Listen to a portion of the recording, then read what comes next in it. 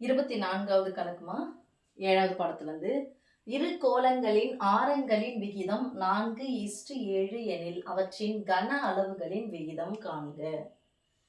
கன அளவு அப்படின்னு சொன்னாவே அது உருளையா இருக்கலாம், இடைகண்டமா இருக்கலாம், கூம்பா இருக்கலாம், கோலமா இருக்கலாம், வாட் எவர் 3 அலகுகளை பெருக்கணும். அப்போ 3 அலகுன்னா அடுக்கு 3ன்னு வரணும்.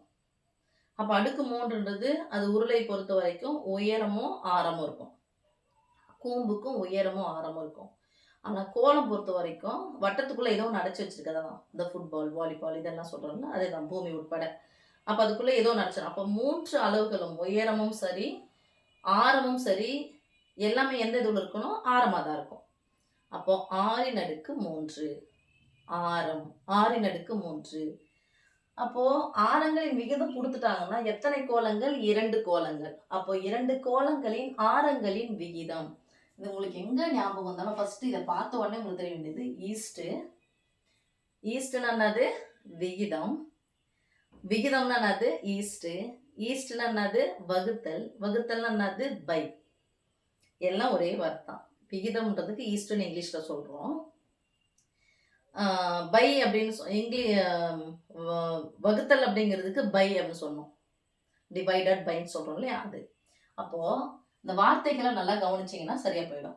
இரு கோலங்களின் ஆரங்களின் விகிதம். அப்போ 2 கோலம் இருக்குன்னா 2 கோலங்களின் ஆரங்களின் விகிதம்னா ஆரத்துக்கு இங்கிலீஷ்ல ஒரு எழுத்து சொல்லுவோம் ஆர், ரேடியஸ்.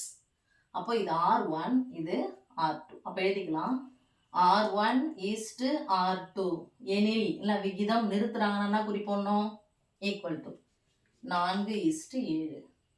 ஈஸ்ட்னா என்ன சொன்னேன்? பை.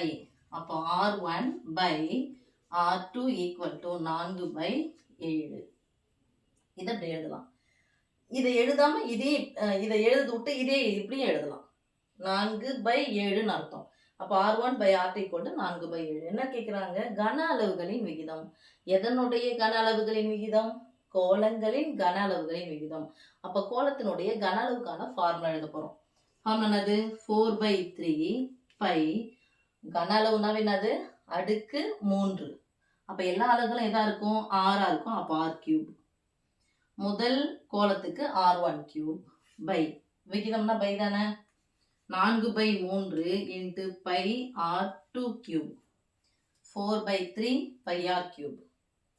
ஒரு கோலம், இது 2வது கோலம். முதல் கோலம், இது 2வது கோலம். இதுதான் கேட்குறாங்க. Equal to. இப்போ பைனா என்னது? வகுக்கணும். வகுத்தல்னா சமமா பிரிக்கிறதா? கேன்சல் பண்ணிடலாமா? மேனேஜரையும் 4/3 பை 4/3 பை கேன்சலா? மீது என்ன இருக்கு பாருங்க, R1³ பை R2³. நடுவில் வகுத்தலோ பெருக்கலோ இருந்துச்சுன்னா அந்த அடுக்குகள் ஒரே மாதிரி இருந்துச்சுன்னா பொதுவாக எழுதலாமா? எழுதிக்கோங்க. Equal to R1 by R2, இதுக்கும் கியூப் இதுக்கும் கியூப், பொதுவாக எழுதுறோம் the whole cube. Equal to R1 by R2. R1 by R2 மதிப்பு என்னது? 4/7. த ஹோல் கியூப். 4 3 முறை போட்டு பெருக்கணும், 7ஐயும் 3 முறை போட்டு பெருக்கணும். ரைட்? அடுக்கு பொதுவாக இருந்தால் தனித்தனியாக இருக்குதுன்னு அர்த்தம். தனித்தனியாக இருந்துச்சு அப்படின்னு சொன்னால் அடுக்கு பொதுவாக எழுதணும். இதே தான். இப்போ பொதுவாக எழுதணுமா? திருப்பி இந்த மெத்தடில் இதை எழுதணும் பாருங்க. 4 3 முறை போட்டு பெருக்கணும். 4 × 4 × 4. அடுத்து 7. 7 × 7 × 7. 4 16, 16 நாள் 64 பை 7 49. ஈஸியாக ஞாபகம் வச்சுக்கோங்க. 49 7னா 343. 3 4 7 அப்படி ஞாபகம் வச்சுக்கோங்க. அப்படியே 3. அப்போ எந்த விகிதத்தில் இருக்கும்? கோலங்களின் கன அளவுகள் 64:343 என்ற விகிதத்தில் இருக்கும். விகிதம் காண்க.